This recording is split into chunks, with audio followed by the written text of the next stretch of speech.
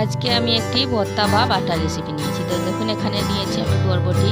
তো আমরা এখানে এটাকে রামাইস বলি।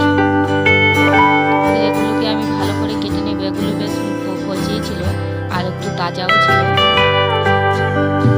তো এগুলোকে একদম আমি ছোটো ছোটো করে পিস করে নেব। দেখুন এরকম করে আমি কেটে নিলাম। তখন আমি ভালো করে ধুয়ে নেব এগুলোকে। তখন আমি উনুনে কড়াই বসিয়ে দিলাম, দিয়ে দিলাম সামান্য চিনি। আর এগুলোকে আমি একটু সেদ্ধ করব।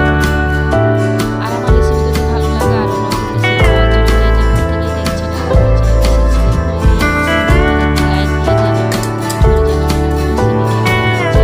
তো দেখুন আমার বরবটি খুব সেদ্ধ হয়ে গেছে। তো এগুলোকে এখন আমি তুলে আর এগুলোকে আমি একটু ঠান্ডা করে নেব। তো এখানে নিয়েছি আমি 1 চামচ পোস্ত।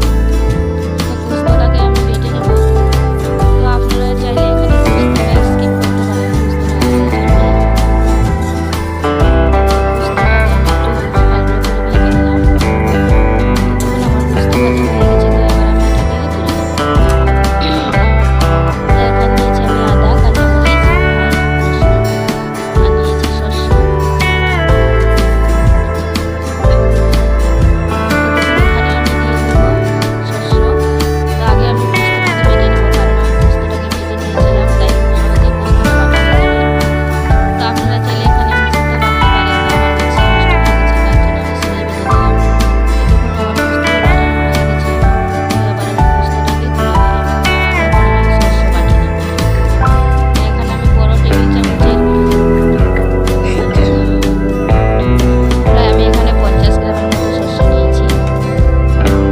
আর নিয়েছি 7-8টা লঙ্কা, কাঁচা লঙ্কা। আর নিয়েছি 7-8 কোলের মতো রসুন। আর নিয়েছি 1 ইঞ্চি থেকে একটু কম আদা। তো সবগুলোকে আমি ভালো করে বেটে নেব। তো দেখুন সবগুলো আমার বাটানো হয়ে গেছে। তখন আমি এখানে দিয়ে দিলাম স্বাদ মতো লবণ। তো দেখুন এবার আমি রামাইশের জলগুলো নিংড়ে ফেলে দেব, যাতে রামাইশের জল না থাকে, কারণ জল থাকলে আবার বেশি নরম হয়ে যাবে। তো একবার হলো এই রামাইশের এই বাটা রেসিপি খেয়ে দেখবেন, খুব দারুণ লাগে খেতে গরম গরম ভাতের সাথে।